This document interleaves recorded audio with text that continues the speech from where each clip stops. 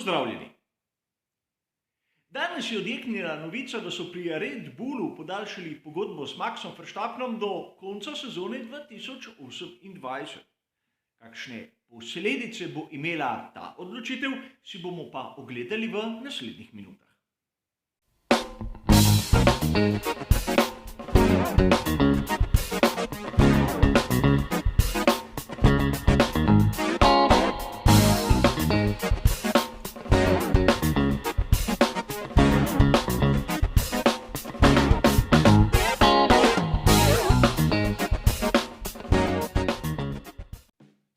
Mnogi navdušenci in predvsem navijači Maxa Verstappena so bili ob tej novici izjemno zadovoljni. Namreč nadaljuje se ta uspešna zgodba, ki smo jo gledali od sezone 2015, pa seveda do konca sezone 2021. Treba je povedati, da tako dolge pogodbe znajo imeti tudi mnogo negativnih posledic. Tudi to si bomo ogledali v nadaljevanju. Prvo se bomo ustavili ob tem, zakaj je tako dolgo podaljšanje v bistvu atipično. Običajno v Formuli 1 lahko vidimo, da voznik podpiše maksimalno 2 sezoni plus nekako opcijo, mogoče 3. Seveda, možne so tudi izjeme, a govorimo nekako na splošno. Tako imenovana pogodba 2+1 pomeni 2 sezoni in nato se obe strani dobita skupaj in skušata nekako izposlovati tretjo, ukolikor so vsi pogoji izpolnjeni. In to je ena izmed zadev, o kateri mi pravzaprav ne vemo nič, kakšne pogoje je izposloval Max Verstappen. Po neuradnih virih je nekako prišlo na dan, da v pogodbi, ki jo ima Charles Leclerc s Ferrarijem, je klavzula. Kolikor v prihajajoči sezoni 2022 Ferrari ne bo tretji med konstruktorji, lahko Charles Leclerc dobesedno prosto odide, brez kakršnih koli penalov in brez da bi komurkoli kaj razlagal. A seveda vprašanje je, kam bo pa odšel, ampak to je eden izmed pogojev, ki je zapisan v njegovi pogodbi. In verjamem, da tudi v pogodbi Maxa Verstappena je marsikateri pogoj, kajti to obdobje bo trajalo do konca sezone 2028. In tu je lahko zapisano marsikaj.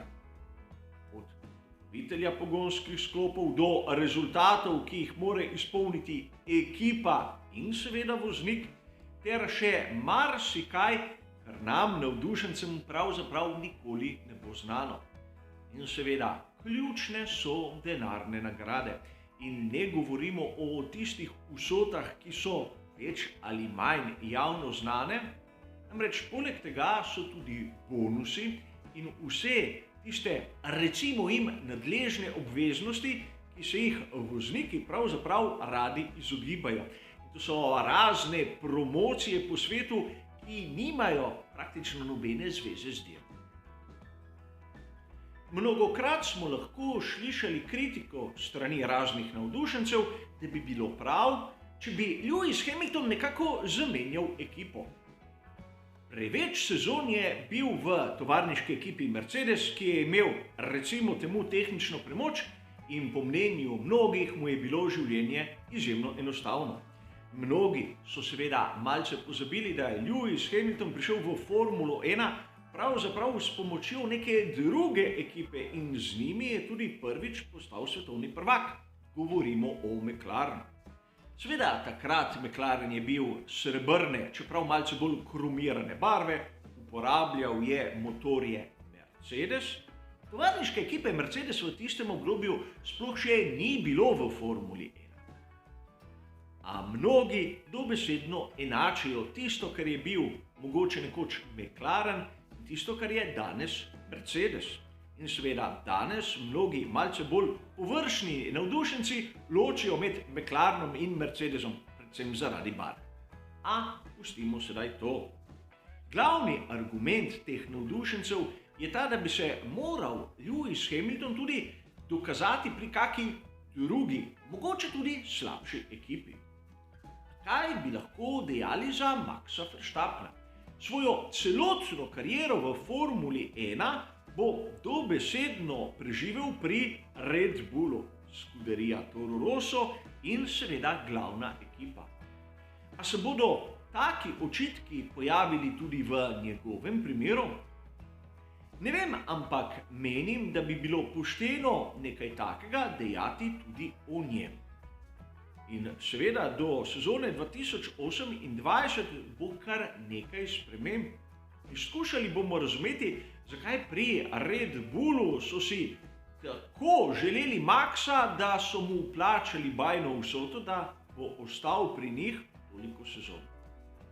Spomnimo se primera Sebastiana Vettela. Namreč potem, ko je osvojil svoj zadnji, 4. naslov svetovnega prvaka, je pri Red Bullu zdržal se samo eno sezono, ter nato v drugi sezoni turbohibridne ere je odšel k Ferrariju. Tako da so se takrat pri Red Bullu nekako obnašali drugače. Svoj čas je bila Red Bull ekipa, ki je ogromno vlagala na svoj mladinski pogon. Namreč radi so imeli mlade, neznane, izjemno ambiciozne ter agresivne voznike. In mogoče bi to lahko dejali, da nekako se nadaljuje še danes. Lep primer je že prej citirani Sebastian Vettel. Sebastian Vettel je prišel praktično v Formulo 1 s pomočjo Red Bulla. Tista njegova prva dirka v BMW Sauberju se je zgodila zaradi tega, ker je bil posojen voznik. Nato je bil v skuderiji Toro Rosso in nato je prišel po tisti fantastični zmagi v Monzi v prvo ekipo. Postal je 4-kratni svetovni prvak, znana zgodba. In takoj po osvojitvi 4. naslova se mu je v ekipi pridružil Daniel Ricciardo. Mlad, neznan, ambiciozen in dokaj agresiven voznik, ki je že v prvi sezoni pokazal, da on neke podložne vloge drugega voznika ne bo igral. In Sebastian Vettel je zapustil Red Bull. Ricciardo je prevzel vlogo tistega vodilnega ter skušal nekako ponoviti tisto, kar smo videli le nekaj sezon prej z Vettelom. A ni mu uspelo. Spomnimo se, da so mu takoj na to priključili Daniela Kvyata, ki je bil marsikdaj tudi malce hitrejši od Avstralca. To je prišel Max Verstappen, ki je dobesedno v prvi dirki v Red Bullu opravil z Danielom Ricciardom in tudi njegova zgodba v Red Bullu se je hitro končala. To smo videli kar nekaj neuspešnih poizkusov in seveda govorimo o Gaslyju in Albonu. Sedaj so pri Red Bullu nekako ugotovili, da za osvojitev naslova svetovnega prvaka rabijo drugega voznika, ki bo izjemno izkušen. Podobno kot je bila zgodba z Markom Webberom pri Sebastianu Vettelu. Zato so Maxu Verstappenu priključili Pereza. In rezultat, čeprav lahko kontroverzen, je tu. Sedaj se lahko začnemo spraševati, zakaj pri Red Bullu so podaljšali pogodbo Maxu za tako dolgo obdobje. V bistvu ni jim bilo treba. A v resnici so bili lahko v to celo prisiljeni. Namreč vemo, da je na obzorju čez nekaj let nova generacija pogonskih sklopov. In čeprav pred meseci smo lahko poslušali kar nekaj zgodb o tem, kako bodo pri Red Bullu sami postali konstruktor pogonskih sklopov, se odkrito menijo skupino Volkswagen. A tako velik koncern želi imeti neke garancije. garancije o uspehu. Namreč, če bo izdelovalec avtomobilov prišel v Formulo 1 in nekako vložil ogromno kapitala ter seveda tudi znanja, hoče imeti neko garancijo, da bo njegov produkt prinesel pospešitev same prodaje cestnih avtomobilov. In Red Bull z Maxom Verstappenom za volanom danes v tem trenutku ta garancija je. Gre seveda za mojo osebno interpretacijo tistega, kar sem prebral v različnih člankih. A mislim, da se tudi marsikdo izmed vas strinja, da gre za neko, recimo temu, realistično podobo tistega, kar se lahko dogaja v samem ozadju. A to izjemno dolgo podaljšanje pogodbe Maxa Verstappena ima izjemno negativni učinek tudi na mladinski pogon, dovolite mi ga, da ga tako imenujem, pri Red Bullu. Namreč situacija v prvi ekipi je v bistvu zacementirana najmanj do konca sezone 2028. Dennis Hauger bo letos začel tekmovati v Formuli 2 in čez nekaj sezon lahko pričakujemo na vratih Formule 1. Kakšne bodo njegove perspektive? Ampak pojdimo še malce bližje. Tudi Pierre Gasly si po lastnih izjavah morda zopet želi v Red Bull. Sprejel vlogo drugega voznika, sedaj ko je že okusil zmago in ima bistveno več izkušenj. Vemo, da Max Verstappen bo v Red Bullu imel vlogo tistega najhitrejšega, prvega vodilnega voznika, ki se bori za naslov svetovnega prvaka, a kdo izmed ostalih bo nekako sprejel vlogo onega drugega. Sergio Perez je bil v tistem trenutku svoje kariere praktično v brezizhodnem položaju in izkazal se je kot dobra izbira. Predvsem v letošnji sezoni pričakujem, da bo pokazal še več, ampak dvomim, da je sposoben in tudi voljan ogrožati Maxa Verstappena. Zakaj bi se mnogi mlajši vozniki kalili v programu Red Bulla, če na to tisti redki, ki bi se prebili do konca, v bistvu nimajo možnosti priti v prvo ekipo? To je zanimivo vprašanje. Podobna situacija je lahko danes pri Alpinu, kjer v bistvu ni odprtih opcij, a o tem se bomo seveda pogovarjali kdaj drugič. In kje pa piše, da bo Max Verstappen s tako formo nadaljeval do daljnega leta 2028? Zgodi se lahko karkoli.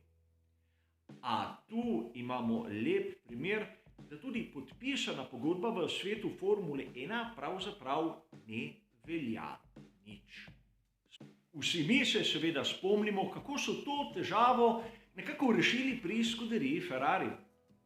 Ko so si želeli imeti v ekipi Fernanda Alonsa, so dobesedno Kimija Räikkönena poslali na izjemno dobro plačan dopust. Kimi je žal v tisti priložnosti verjetno izgubil najboljša leta svoje kariere. A vrnimo se k Red Bullu. Namreč nekako lahko razumemo, da v ozadju je bistveno večja igra od tiste, ki jo prikazujejo nam, navdušencem. Ukolikor ne bi bilo pogovorov s skupino Volkswagen, tudi pogodbe Maxu Verstappenu ne bi podaljšali za toliko sezon. Tudi verjetno sedaj pred začetkom sezone 2022 ne bi podaljšali same pogodbe. Počakali bi lahko nekje polovico naslednje sezone. A seveda zopet moja osebna predvidevanja, ki so v resnici lahko tudi totalno napačna.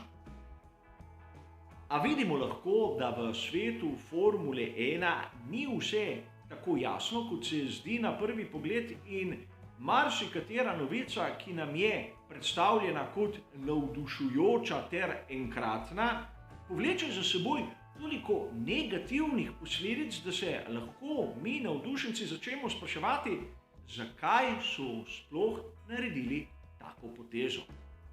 A za danes, kot običajno, bo to vse. Hvala za vašo pozornost ter seveda nasvidenje.